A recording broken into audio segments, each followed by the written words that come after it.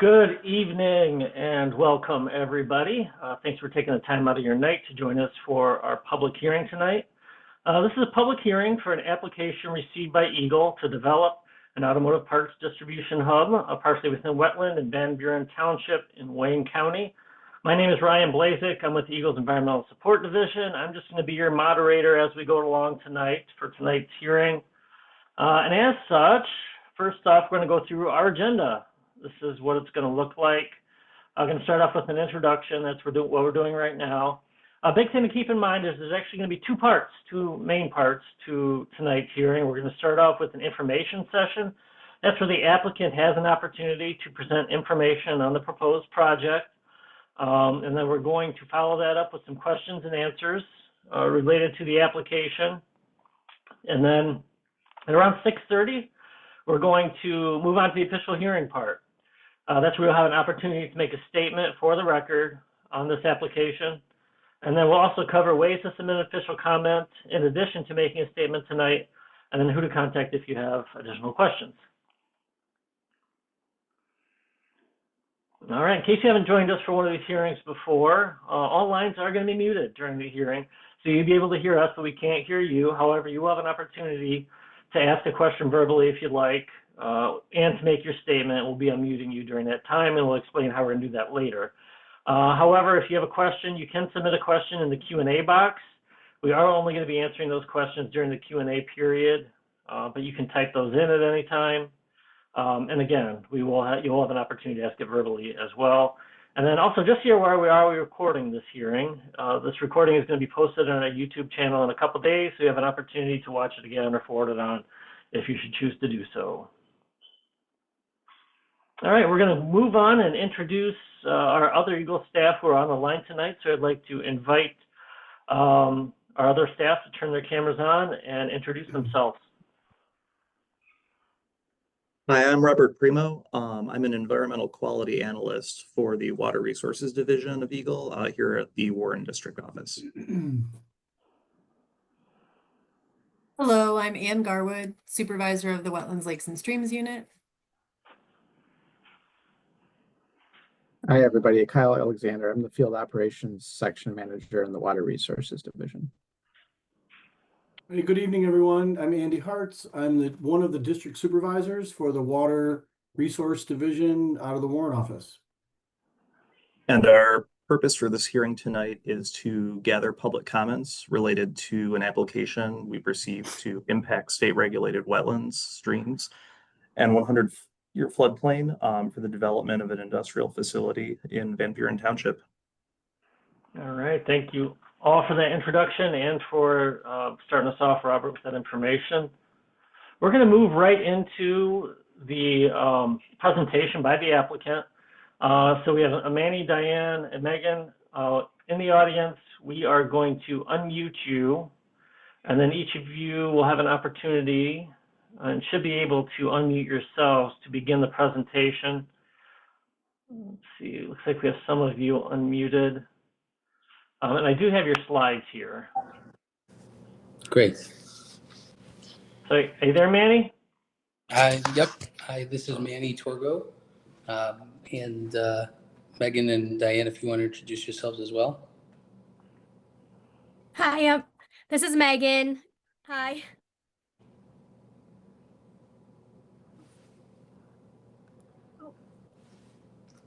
And do we have Diane there too?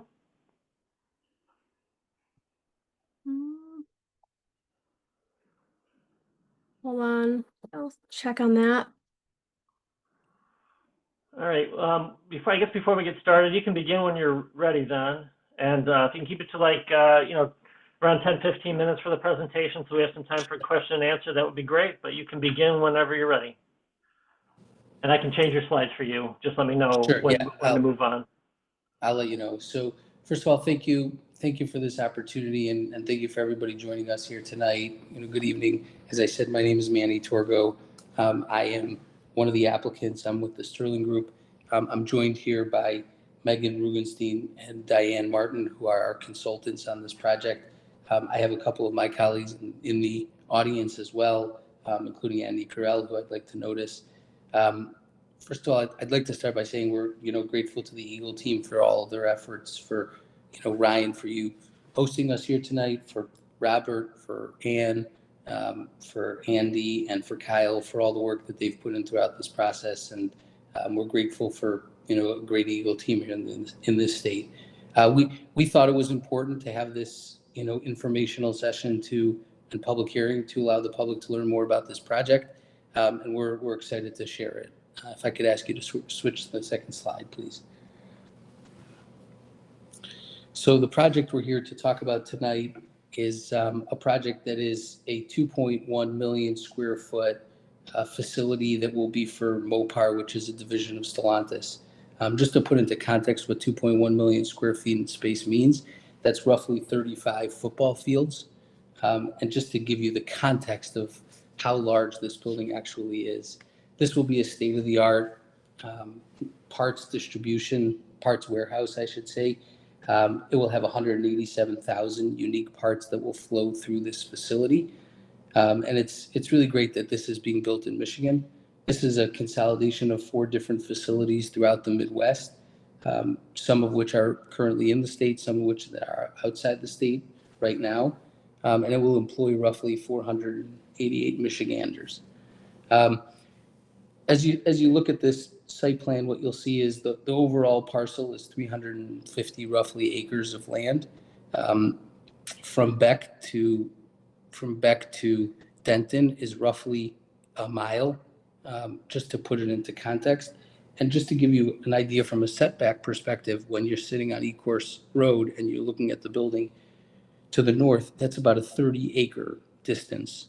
So it's quite a lot of green space around this facility. It's important to note that while this facility right now is green, it has been used in the past previously as a parking lot for General Motors. And if you would take a walk on this site, you would be able to see that quite clearly. What's really exciting from our perspective is that as we go through development, and you'll see this throughout the next couple of slides, we are impacting from an overall perspective, not a wetlands perspective, but an overall perspective, 140 roughly acres of this site, which is roughly 50%, which means that 50% will remain green space and will stay that way, which is around 170 acres. Of that, 72 acres of existing woodlands will continue to be preserved as part of this project. A couple of items I'd like to note specifically on this when it comes to wetlands and sort of efficiencies that we were able to drive. When we went through design on this project, we worked very closely with the Mopar team to create efficiencies and to try and find concessions where we could to minimize the overall wetlands impact.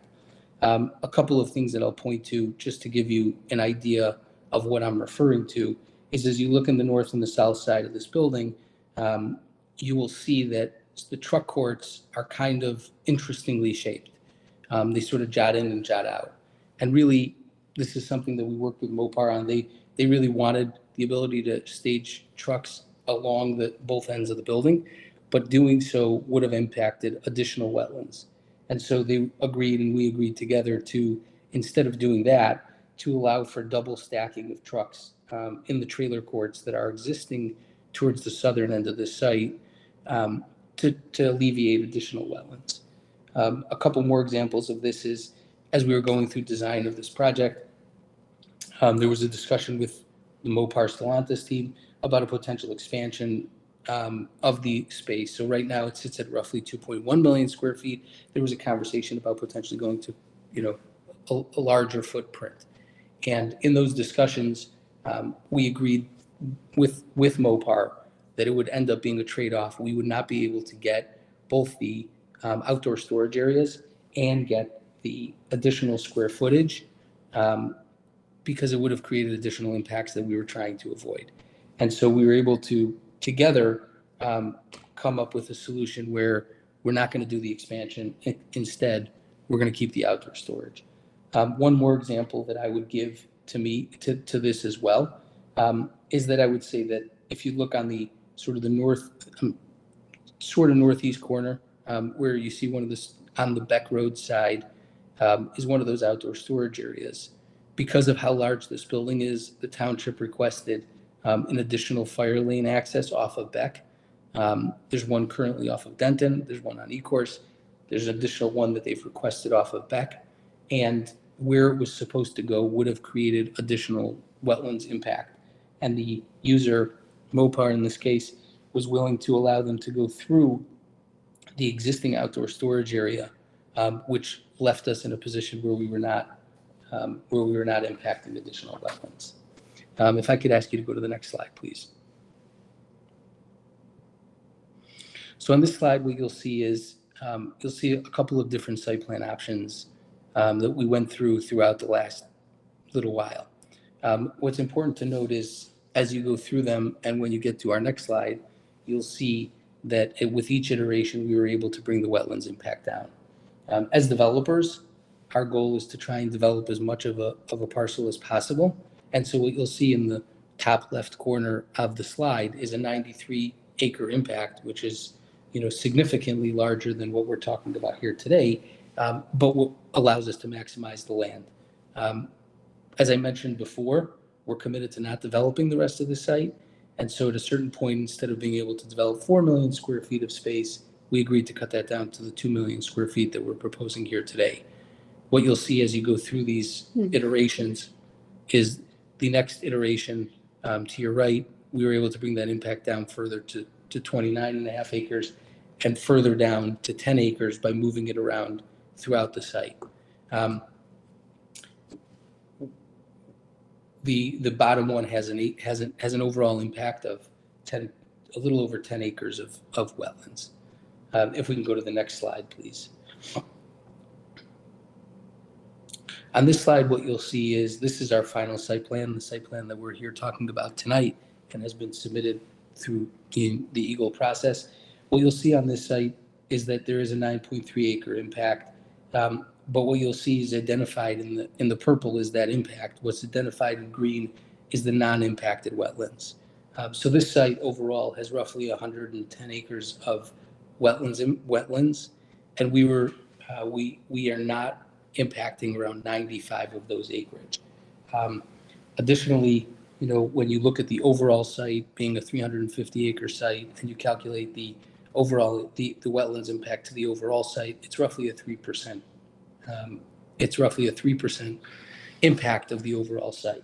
A couple other points that I'd just like to point out as we're on this slide, as you look through the wetlands that are on the site, 5.3 acres are roughly a little over 50% are emergent or shrub.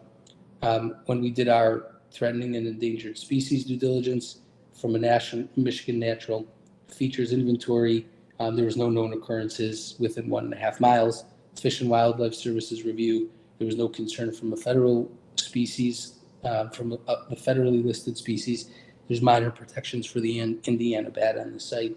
And additionally, ASTI did not locate any rare or listed species during their wetlands delineation tree survey, endangered species survey, or when EGLE did their wetlands verification on site as well. And so this project is a project we're excited to put forth here tonight.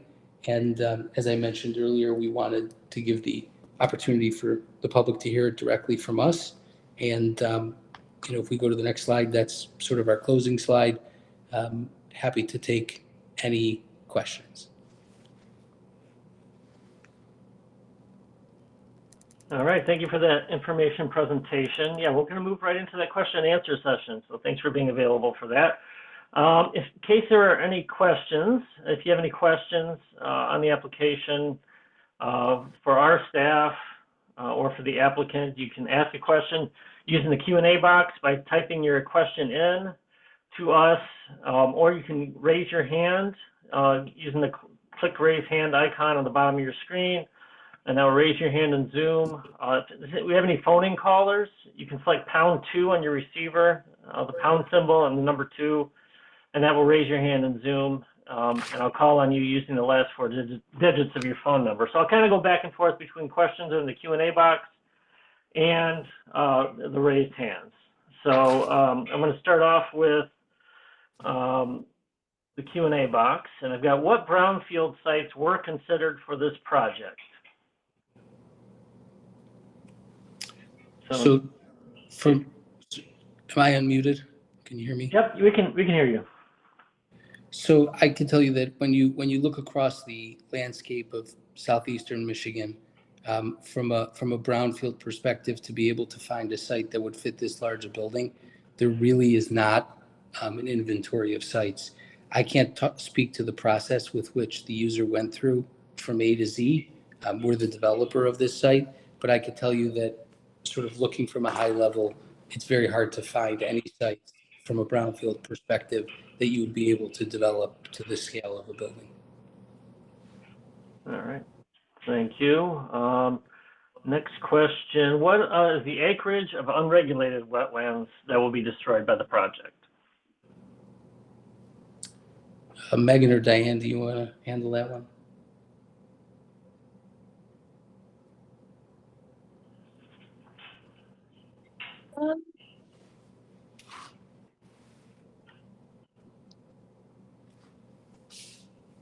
I'm trying to find my notes. I don't remember offhand. I can find out and I can get back to you on that one. Connie, we probably have that information as well, the acreage of unregulated wetlands, at least on the site, that we can point you to after the hearing. Okay. All right. And then kind of, I guess, similarly, what it was stated that the site used to be a parking lot. Is it the claim that the entire site used to be a parking lot, or anything we can add to that question related to that claim? Yeah. So it's not the entire site. A rather significant, I don't have the exact acreage portion of it, particularly where parts of the building are going, was a parking field for General Motors many years ago. All right, thank you. I think we're going to go to the raised hands. Evan Rosen, your hand is raised. You can unmute yourself and ask your question. But before you do, just a reminder that this is the question and answer part. So if you have a statement to make, then we're going to save that statement for the public hearing part that's going to be next. All right, go ahead. You can ask your question, Evan. Thanks very much. So just to clarify, I mean, are we talking about 10% of the site used to be a parking lot, 5% of the site, 20% of the site? What percent of the site roughly used to be a parking lot? I mean, I'm curious about that. Another question, just to tack on, it was unclear to me, was there a claim that MNFI already performed a site analysis? All right. So on the first, do you want us to answer those, Ryan? Yeah, if you want to take the first part, Manny. Yeah. So I don't know exactly, but the site is 350 acres. It was a significant portion. It wasn't 5 or 10 acres. I don't want to represent the exact acreage, but it was a significant portion of the site. I know I'm not answering exactly, to the T, but it was significant enough that it came up in a lot of, our development related functions. Manny, I can step in there a little bit. This is Diane, although I'm showing up as Megan on this on the screen. Apologies for that. But Megan and I did review the area that shows up as having old geotextile fabric on it. And it appears that approximately 25 to 30% of the site was used as parking in the past and still maintains that geotextile fabric today. Which is limiting the amount of natural ecological succession that's going on the site right now. So just to put that into context, thank you, Diane. That's roughly 100 acres out of the 350, roughly. And geotextile fabric indicates it used to be a parking lot? Yes, I assume that, and of course we weren't involved in the site when it was utilized in the past, but apparently they probably had to use geotextile fabric to have some kind of stable material to park all of those vehicles on top of. There's no pavement though. I do not believe there was pavement. And vis-a-vis MNFI? Kyle, did you want to jump in on that one?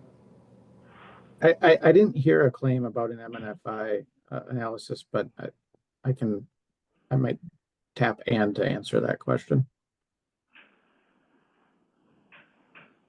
Not aware that MNFI specifically has reviewed it. Is that the question? Oh, you're very faint, Ann. Oh, I'm sorry. Can you, is the question whether or not MNFI has reviewed it?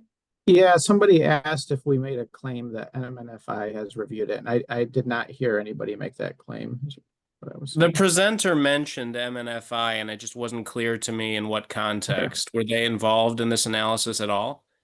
I can, Yep, or I can, yeah, go ahead, Robert. yeah, as part of the application, applicant submitted a desktop review from MNFI that speaks to the occurrence of occurrence or non-occurrence of rare and imperiled species on the site. I'm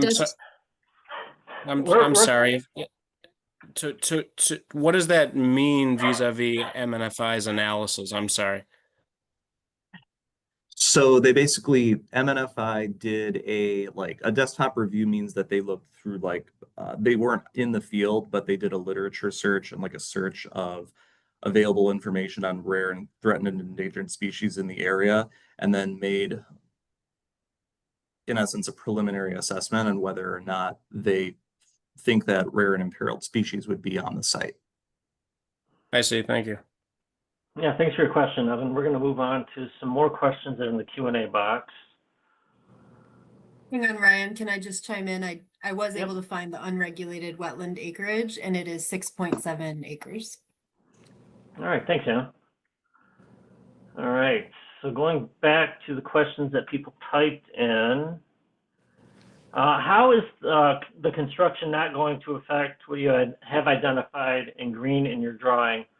Also, the water features you show look like created stormwater detention ponds. There's a lot of hard surface between the building and paved surfaces. Does this run into those ponds? And are you counting stormwater ponds as wetland? Or counting, I'm assuming, stormwater ponds as wetland? There's a lot to take in with the question. I guess if you need me to read another part, let me know, but is somebody able to? I think we can take the last part of that question and then maybe let Yeah. Andy handle the rest. The stormwater, if stormwater ponds were proposed in wetlands, those would count as impacts to wetlands. We would not count a stormwater pond as being wetland. All right. And then the other part, thanks, Kyle, is there's a lot of hard surface between the building and paved surfaces. Does this run into those ponds? And I guess the water features you show look like created stormwater detention ponds. I guess any comment on that? And I think we're talking about, hold on, I'm assuming the green features on this map is what's being referenced. I'm not sure I'm following the question. Mandy, would you like me to address that? Sure. Yeah. Good evening, everybody. This is Mike Mott from PEA Group. The stormwater detention ponds are positioned outside of wetland impacts. The developed site will be all collected in an underground storm system and detained to Wayne County requirements. So nothing, the storm systems themselves and the detention ponds are not part of the wetland system, but will meet Wayne County requirements. Okay, I think that does answer the question. Thank you. Thanks, Mike. Can you describe how and why you would fill in 5702 cubic yards of 100-year floodplain?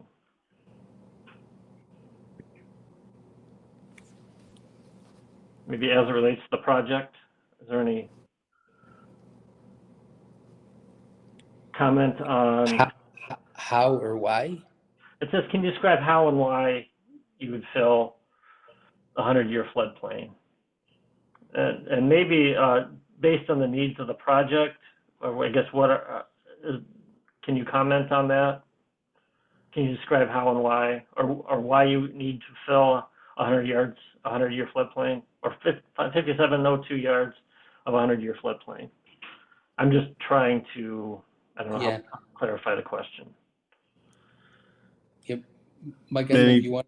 Yeah, I can address that. Based on initial review by EGLE, we were not affecting any floodplain, but further review came back and we were affecting some minimal areas based on where we were, crossing a couple of the drains and stuff. So there's minimal impact. We've accounted for that in our design for the floodplain mitigation to make sure that we account for that. All right, thanks. And it looks like Sally, the person asking the question, has her hand raised. So we're going to unmute you, Sally, in case you need to provide clarification for your question or if you have another question. So it looks like, Sally, you're unmuted, and you're welcome to ask a question or provide any clarification to that. Thank you for taking my question. I just, in the permit, it was mentioned that 5,702 cubic yards of fill would be placed in the Horner Creek 100-year floodplain. But, I'm not great at reviewing these complex permits, and I didn't really understand why you would fill in a floodplain there. And I don't know if you could clarify that anymore as to why and how you would be doing that. So based on the development and grading impacts, yeah, we did have a minor impact to the floodplain once it was brought to our attention from EGLE. But we've provided all the necessary compensation for that floodplain, so there'll be no effect on the watershed. All right, thank you for that question and for the answer. Next question, which part of the parcel has geotextile fabric? So I was going to address. Yep, sorry. Go ahead. No, since there's a lot of questions coming in about the parking area, I was just going to mention that I actually think, and Andy can correct me if I'm wrong, that if you look on Google Maps or Google Earth, if you scroll back, you can actually see aerial imagery of where vehicles were parked on that site, if that helps people get like a visual of what was being talked about. Yeah, the Google Earth images from the mid 2010s clearly show it. Thousands of cars. We also show the area in our threatened and endangered species survey report that we submitted along with the permit application that you can find online.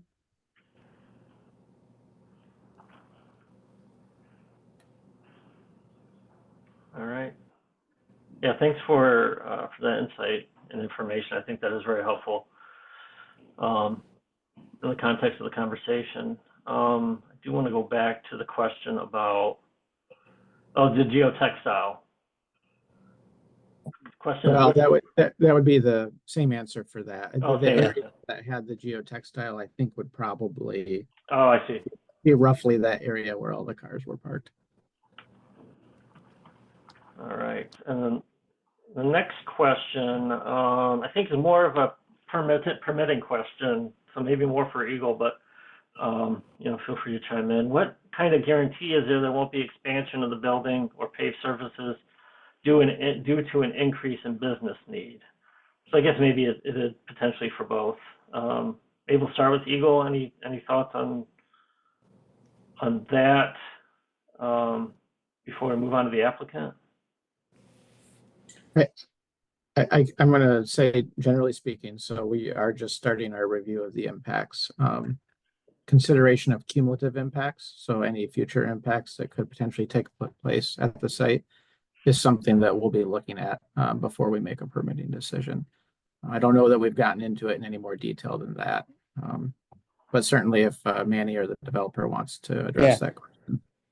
Yeah, I'm happy to. If you look at how the building is laid out on the site, from the east to the west, the considerations would have had to be to move to have done this with some of the parking courts not existing. Building these now is going to really inhibit the ability in the long term to be able to expand it. When I mentioned before potential expansion, part of that would have meant that the storage area that's off on Beck Road, sort of to the upper side of the building, closer to the northeast corner, would have had to go away in order to accommodate that.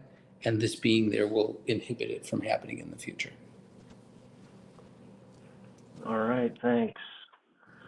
All right, we're at about time, so this be, before we have to move on, so this will be our last question that we're answering verbally, but there are a few more in here. I will be providing contact information for Robert, so that if you have any follow-up questions, or if we didn't get to your question, you can contact Robert afterwards.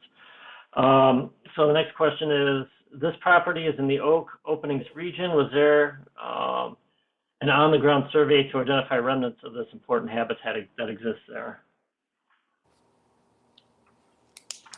Diane, do you want to? Yes, I can take that question. So we did, as part of our standard threatened and endangered species work, we did two things. We requested a rare species review from the Michigan Natural Features Inventory, and we utilized that information to see what kind of historic occurrences of species and habitat have been known to occur within a 1.5-mile radius. And then we also do an IPAC review to see what federally listed species are known to occur within the vicinity. And with that information, we go out onto the site and we start out by mapping our habitat types. And we try to utilize the Michigan Natural Features Inventory habitat classifications that are available. And so typically what our product is a map that chops up the entire site into the various habitat categories. And then while we're doing the mapping habitat exercise, we also look for rare and imperiled and threatened and endangered species. This site was a little bit unique because it has been so impacted in the past, likely logging, farming, and then more recently with the industrial activities of parking vehicles on it. Really, most of the habitat, nearly all of the habitat, is not in any kind of condition that we can actually refer it back to a specific MNFI classification for habitat. And so we had to, in this case, use a very broad brush approach to the habitat types. And so that's why if you review our threatened and endangered species report that we supplied as part of the permit application, you'll see instead of the standard MNFI habitat classifications, you'll see things like forested wetland, emergent wetland, upland scrubland, because they just aren't in any kind of natural situation, natural state that they can be formally classified.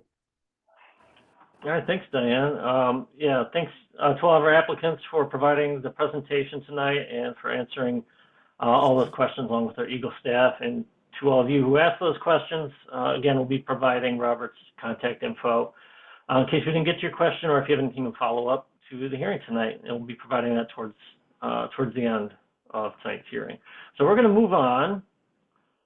All right, and before we start to take your comments, which we'll explain how we're going to do in a minute, there's some other ways to make an official comment. You can do that through EGLE's MyEnviro system, through submission HQA-W17M-K3E5J. And we're going to put this MyEnviro link in the chat so you'll be able to access it. And then you can also provide comments by mail to Robert Primo, EGLE Warren District Office, P.O. Box 30458. That's at 525 West Allegan Street, Deborah A. Stabenow Building, Lansing, Michigan 48909-7926. And we'll also put that in the chat, and we'll be providing this information a little bit later on tonight as well. And then also the comment period, in case you have additional comments, or if you choose to comment in one of these methods, will be open until July 4th. All right. Now we're going to go ahead and get rolling with the hearing. So Robert, I would like to invite you to read the opening statement for the hearing to kick things off for us. Hi there. Thank you, Ryan. Good evening, everyone. As I said before, my name is Robert Primo, and I am the district representative in the Water Resources Division of the Michigan Department of Environment, Great Lakes, and Energy.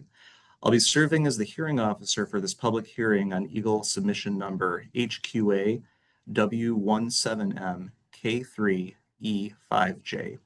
With me tonight is Ann Garwood, supervisor of the Wetlands, Lakes, and Streams Unit, Kyle Alexander, the Water Resources Manager of the Field Operations Section, and Andy Hartz, the District Supervisor of the Warren District Office's Water Resources Unit.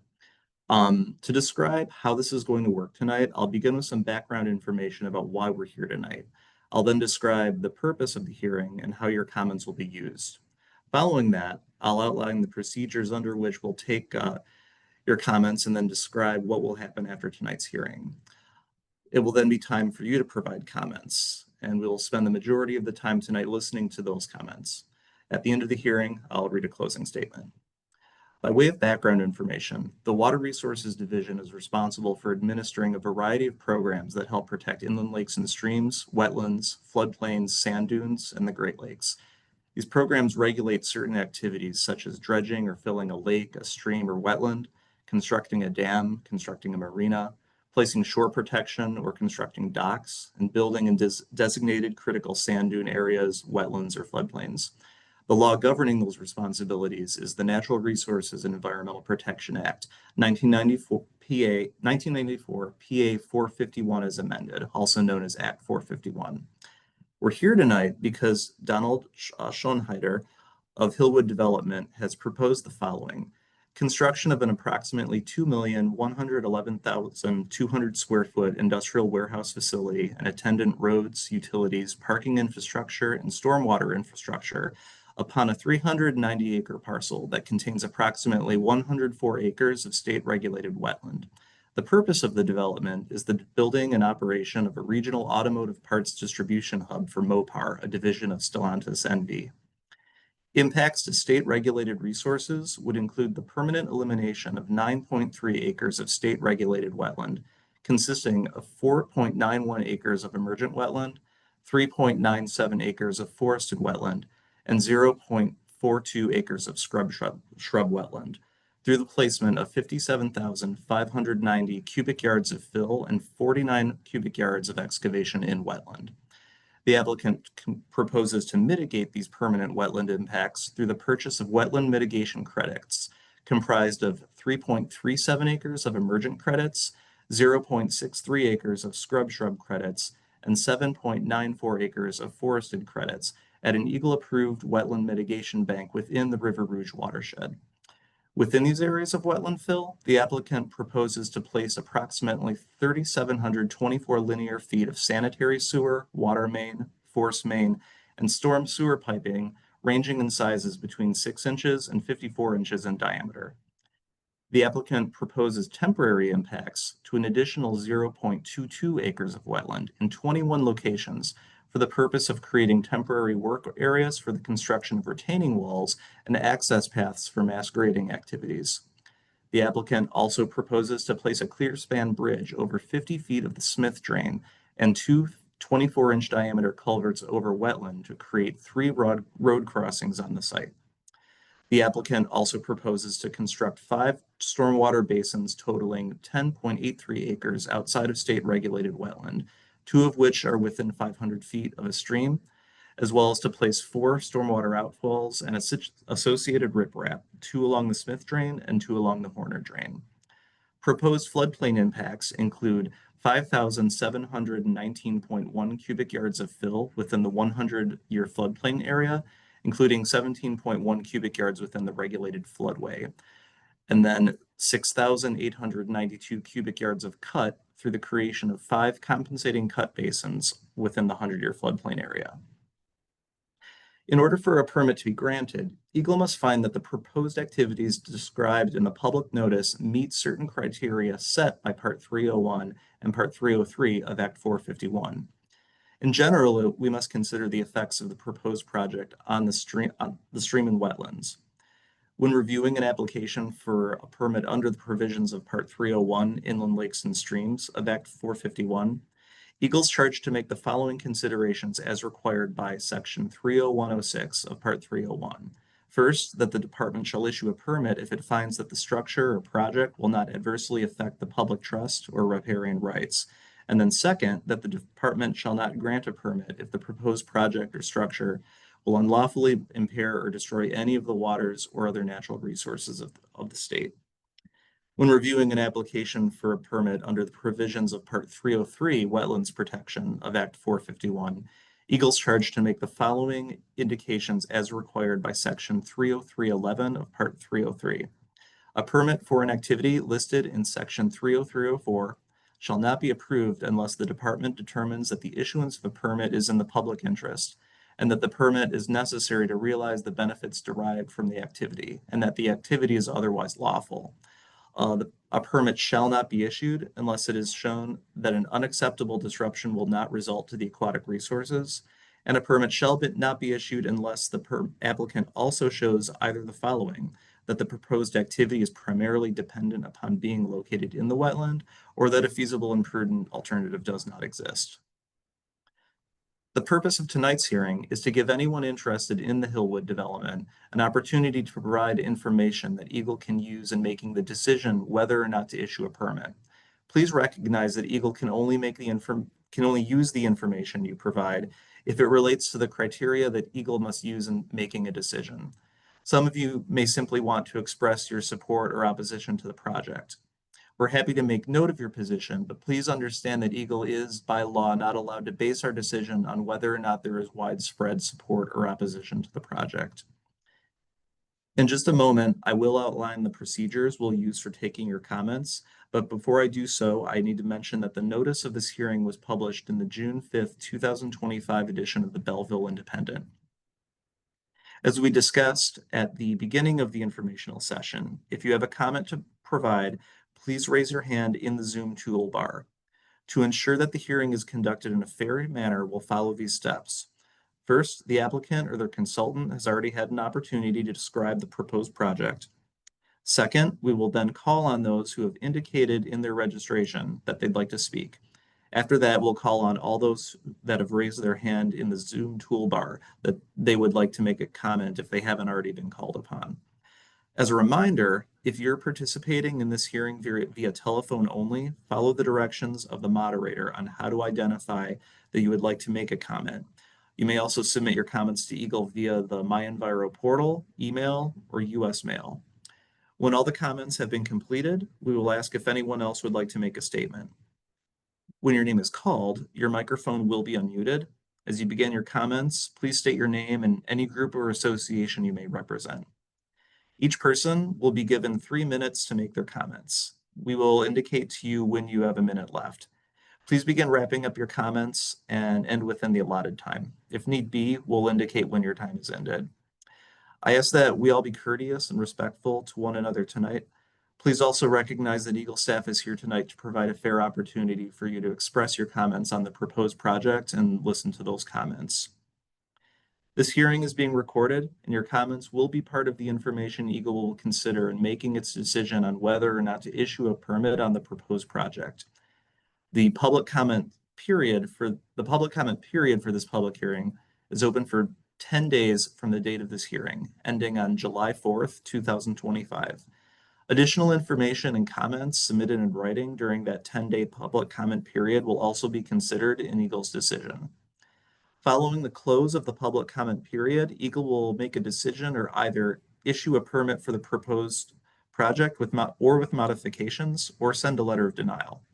You may find out what the decision is by checking within the EGLE MyEnviro portal website and searching for the application number HQA W17M K3E5J.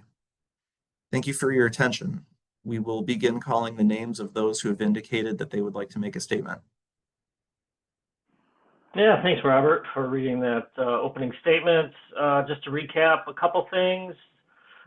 So as Robert mentioned, we have 3 minutes, or everyone will have 3 minutes to make their comments, and it'll be 1 comment per person, so each individual will have an opportunity to make a comment.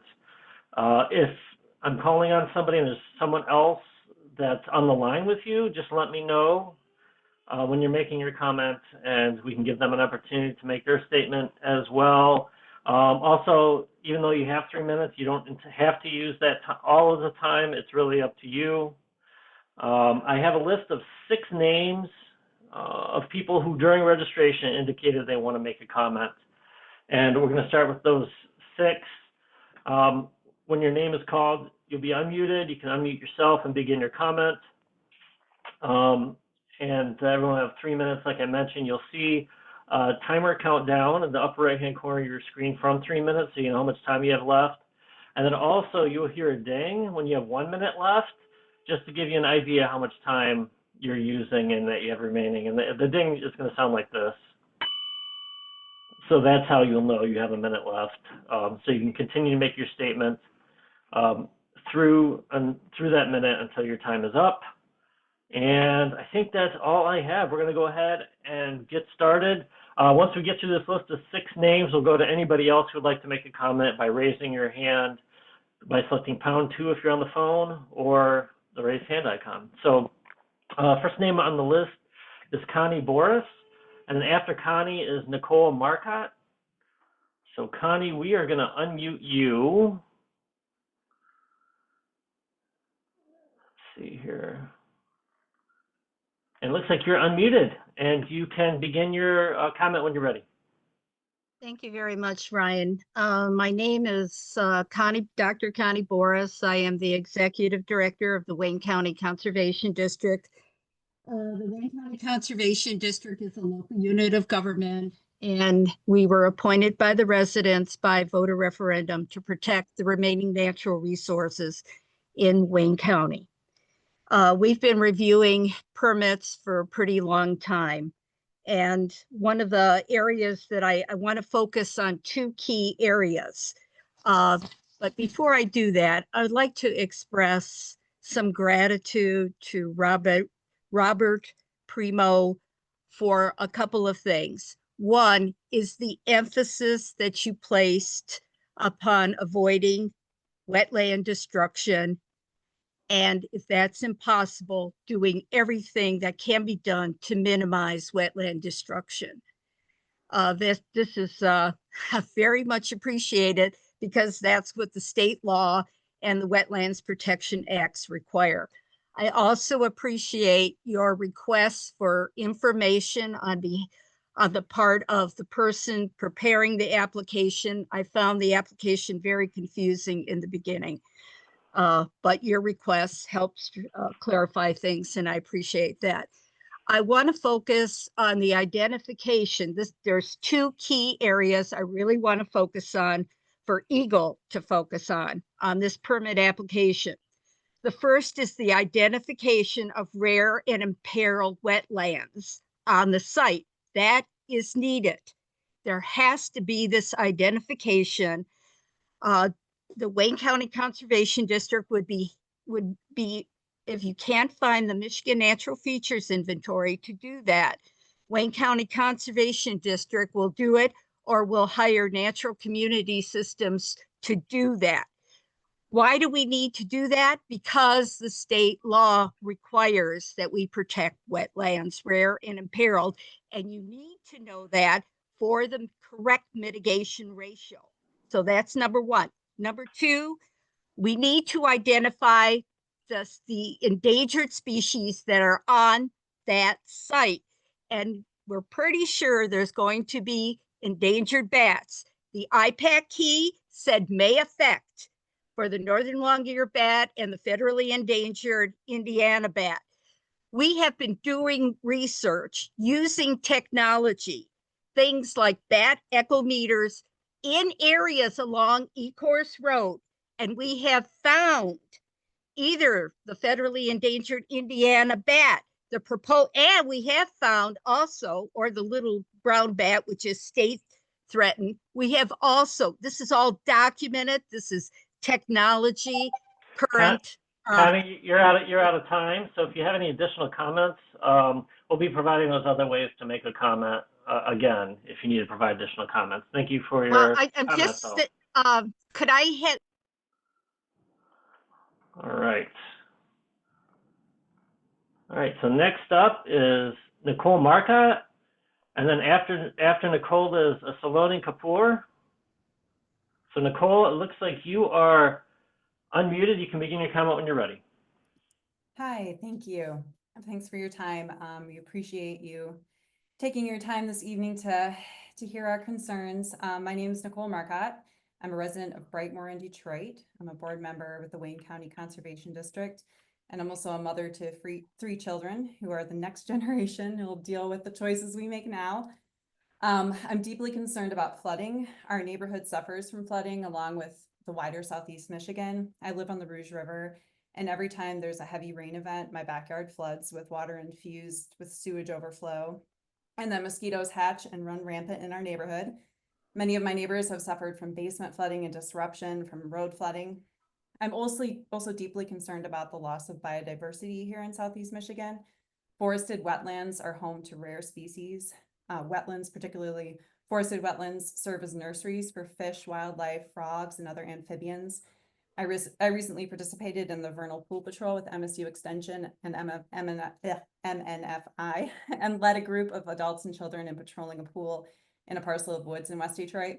We were told to look out for wood frogs and spotted salamander eggs, but we didn't find any. Although these species aren't listed as rare in Michigan, they're certainly rare to our area, and their absence is likely due to the fact that this pool was located in an area that frequently floods from the very polluted nearby Rouge River, which receives stormwater from many upstream communities.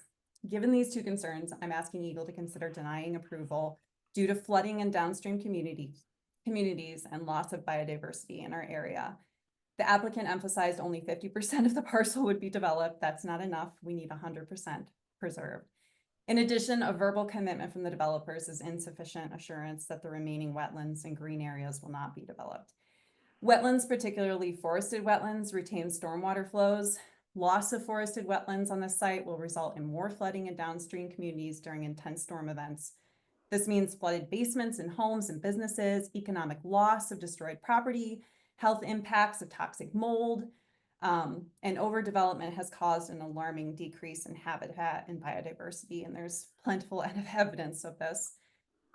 Besides this broad request, I'd like to make a more specific request. Please consider requesting the MNFI conduct a field survey. A desktop review was conducted, but we do need a more thorough assessment given the diverse habitats on this site and the neighboring large forested parcel across from Beck Road. As a mother and resident of Southeast Michigan, I'm calling on EGLE to protect forested wetlands with a permanent conservation easement. That would be ideal. Forested wetlands, especially large acreage forested wetlands, are rare in Wayne County. Therefore, we need to protect them, and a conservation easement in perpetuity would be perfect for that. Thanks for taking my concerns into consideration. Yeah, thank you for your comment, Nicole.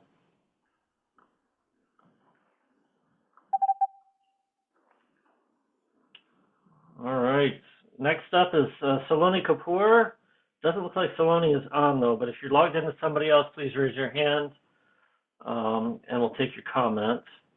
So then next would be Lauren Eaton, and then after Lauren would be Evan Rosen. So Lauren, looks like you're unmuted and you can begin when you're ready.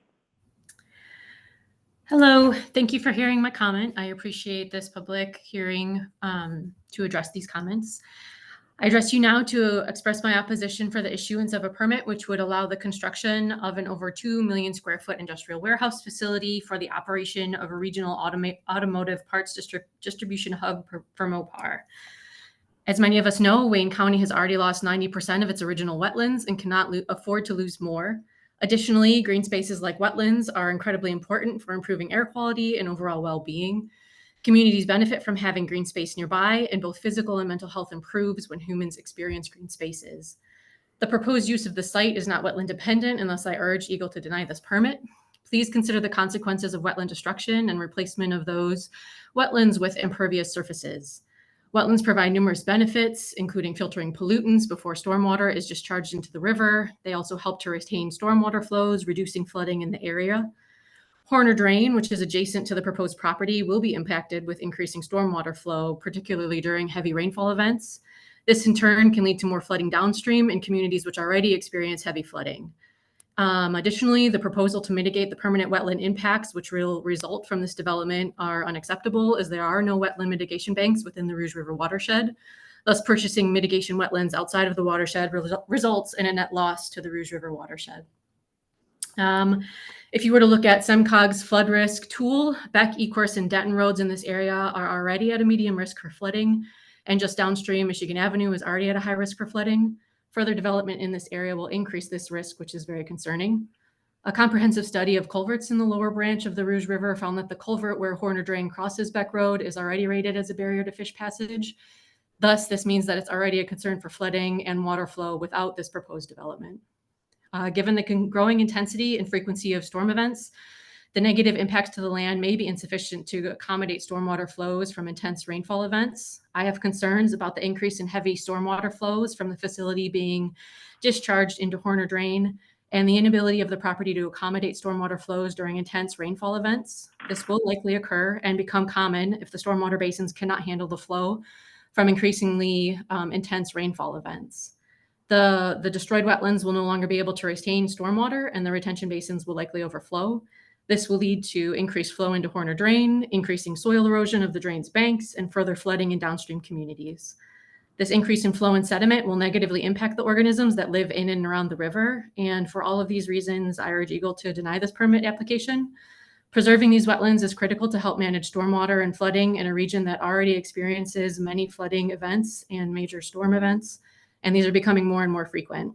Additionally, preserving green space in an urban area should be of utmost importance, as there is so little wetland acreage remaining in the region. All right. Thank you for your time. Yep. Thank you for your comment, Laura. All right. All right. Next up is Evan Rosen, and then after Evan is Sally Petrella. So Evan, looks like you are unmuted. You can begin when you're ready. Thanks very much. Can you hear me? Yep, we can hear you. Okay, terrific. I don't actually see the clock that I was told would be. Oh, there it is. Okay, thanks so much. So firstly, I'd like to start by thanking EGLE and the EGLE staff that's doing their best to try to reduce the destruction of wetlands and intact habitat. I appreciate that. I'm a member of the board of directors of the Wayne County Conservation District. I'm the executive director of Garden Party Collective, which is a nonprofit that seeks to preserve and restore functional habitat in Wayne County and Southeast Michigan generally. I'm an attorney, and as an attorney, I'd like to start with the law here. Specifically a Water Resources Division policy and procedure memo that was originally issued in 2011 and then reformatted in March 2013, but is still in effect and every bit as relevant today as it ever was. Feasible and prudent alternatives. This is my concern. Have we considered feasible and prudent alternatives, and to what degree? We've acknowledged we're going to destroy 9.3 acres of functional wetland. We're going to impact, whatever that means, over 100 acres. Okay, so that's acknowledged. We also know, I mean, figures are thrown around a lot. In point of fact, it's 98 and 99% of the wetlands that were once present in Wayne County before, say, 1800 are gone, right? So with those two facts in consideration, we also know that there is 24 miles of vacant land in Wayne County. There are 2,000 acres of undeveloped land for sale in Wayne County. What did the policy and procedures memo say? This is not a water-dependent project, so we're not in that basket. It said, in determining whether costs are unreasonable in relocating the project, the determination shall consider both the relation of the increased cost to the overall scope and cost of the project, and whether the projected cost is substantially greater than the cost normally associated with a particular type of project. My concern is that in a county that is virtually all degraded land, with 24 square miles of vacant land and 2,000 acres of undeveloped land, have the feasible and prudent alternatives truly been considered? I understand that for this site, mitigation has been considered. But what about moving it somewhere that is all pavement? What about moving it somewhere that is all degraded? Is it acceptable to destroy 9.3 acres and quote unquote impact 100 acres of wetland in 2025 in Wayne County with virtually 99% of the functional wetlands gone? Thanks for your comment, Evan. We're going to have to move on to the next person. If you have additional comments, we'll be sharing that. Thank you. All right, so next up is Sally Petrella. Sally, it looks like you're unmuted on our end. You can unmute yourself. Looks like you are. You can begin when you're ready. Thank you for this opportunity, and thank you to everybody else who attended and spoke up. My name is Sally Petrella. I'm a watershed ecologist at Friends of the Rouge. Wayne County can't tolerate the loss of more wetlands. Wayne County, just like Evan said, has lost 98% of its wetlands. Wetlands absorb stormwater, prevent flooding, and provide habitat. Impacting 104 acres of some of the last wetlands left in Wayne County, and destroying over 9 acres of these wetlands should not be permitted, especially when there's plenty of vacant land closer to Detroit that could easily accommodate this project and not destroy wetlands.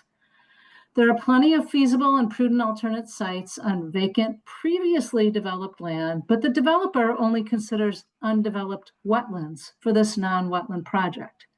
Why must a parts center be built on some of our last remaining wetland when there's plenty of suitable alternatives? The proposed use for the site does not need to be located within a wetland. There's plenty of vacant industrial land that would be suitable for a parts center, but the applicant did not include any in their list of possible alternate sites. All of their alternatives would require destroying wetlands. Like Evan said, why not move it to an area that is all pavement already? This project would increase flooding in an area already experiencing problems with flooding that's growing worse with climate change. Southeast Michigan has been experiencing larger and more frequent rain events, and flooding has increased. Healthy wetlands are giant sponges that hold water and prevent flooding.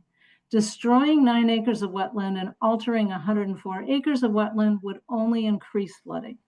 Mitigating wetlands off-site does nothing to mitigate the increased flooding, lack of filtration of stormwater, and loss of wildlife habitat. Filling in the floodplain of Horner Creek, and yes, I call it a creek, with 5,702 cubic yards of fill would also contribute to the problem. Destroying 9+ acres of wetland and impacting 104 acres of wetland would destroy habitat for our already disappearing wildlife that the state is supposed to be protecting. Friends of the Rouge surveyors have identified 5 species of calling amphibians in the area proposed for development, including the rare and sensitive northern leopard frog, Lithobates pipiens. Where will these frogs go to breed when their wetlands are drained and filled? What will they do when the wetlands that remain get filled with polluted and warm stormwater runoff and infested with invasive plants like Phragmites that inevitably come in with new developments? We've already lost 98% of our wetlands. We cannot afford to lose 1 acre more. This project is not in the public interest and will adversely affect the aquatic resources. Please deny it. Thank you. Thank you for your comment, Sally. All right. So we are now going to move on to anybody else who would like to make a comment. We got through our list of people during registration who want to make a comment. If you have not yet made a comment and would like to, just raise your hand in the Zoom application. You'll see that at the bottom of your screen, the raise hand icon. Just click that and we'll kind of go down the line. If you're on the phone, you have any phone in callers, select #2. And what that will do, raise your hand in Zoom and we'll call you using the last 4 digits of your phone number. So with that, it looks like we have a hand raised. Joyce or Kellyan. My apologies if I mispronounced your name, Joyce. You are unmuted and you can begin when you're ready. Hi, thank you. I am a board member of the Detroit Bird Alliance, and I support Wayne County Conservation District and the Friends of the Rouge positions in opposition to this project. And if I could cede the remaining time I have to Dr. Connie Boris, is that possible? Say that again. Could I give my remaining time to Dr. Connie Boris? No, I'm sorry. It's 1 comment per person to make it fair for everybody. Okay. So everyone has the same opportunity. I have submitted my comments, and you have those. They are the same as what was submitted by the Wayne County Conservation District. Thank you. Yeah, thank you for your comment.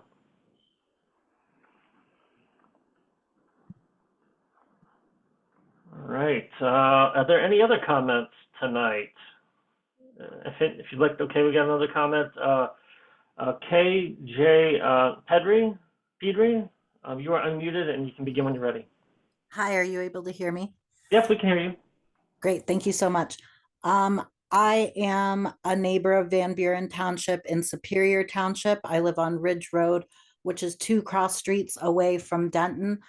I think that this project is inappropriate for a comprehensive number of reasons already listed here. New development as far as housing in our area has already sufficient impacted flooding, and for instance Getty's Road now floods. I recognize that housing developments like that are probably less scrutinized than a major development such as this, and so it's a good opportunity to further look at the impact on our local community.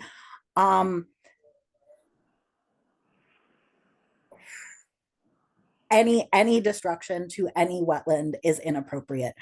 I don't know what the breakdown in your process at EGLE is that it got this far, that tonight I am taking time away from comforting my sick child to make sure that my child is going to have a healthy environment in the future.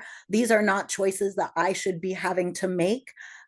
Projects like these should be stopped before it ever gets to the citizens having to come to you and say this is not appropriate, when we have so few wetlands left in our state, in our communities, when we are so dependent on them to mitigate flooding that impacts our neighbors, when we are so dependent on them to harbor species that are critical to the holistic infrastructure of our environment. These projects should be stopped before it ever gets this far.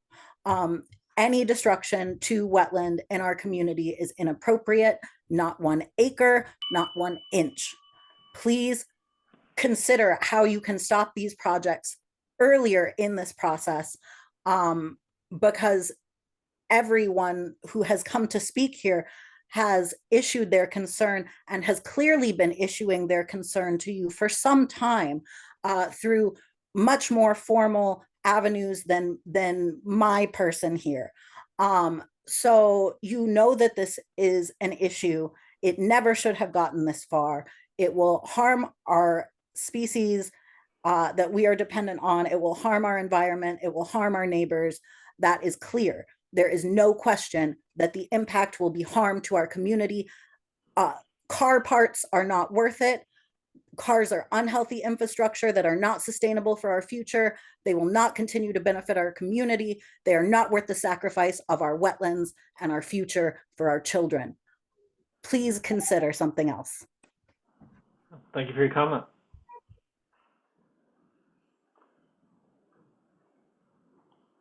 All right, are there any other comments from anyone who has not yet made a comment? Again, you can select #2 if you're on the phone, calling in by phone, or you can click the raise hand icon at the bottom of your screen. If we don't have any other comments, what we'll do is we'll go through those other ways to make a comment in case you wanted to make a comment and follow up tonight. And then we'll go through and provide Robert's contact info in case you have any further questions tonight as well. So with that,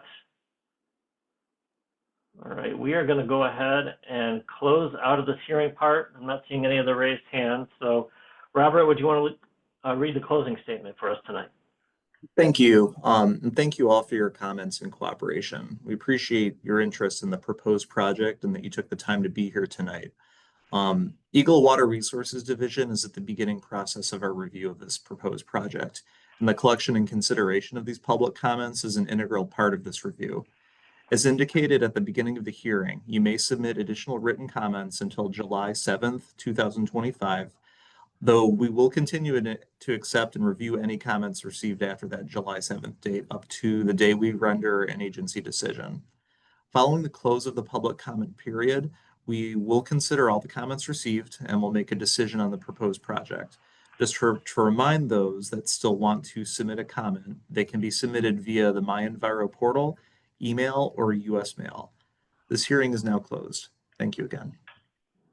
All right, thank you, Robert. As Robert mentioned, the other two ways you can submit a comment through my Enviro submission number HQA-W17M-K3 or by mail to Robert Primo, Eagle Warren District Office, PO Box 30458, 525 West Allegan Street, Deborah A. Stabenow Building, Lansing, Michigan 48909-7926.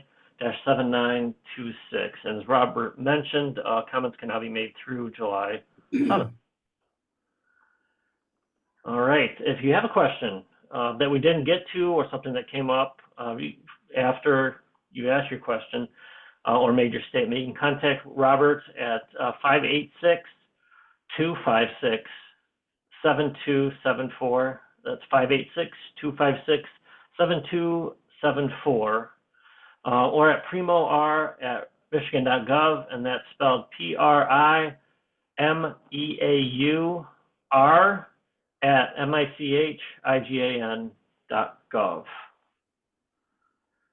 All right. Before we close out, though, any closing comments for us, Andy?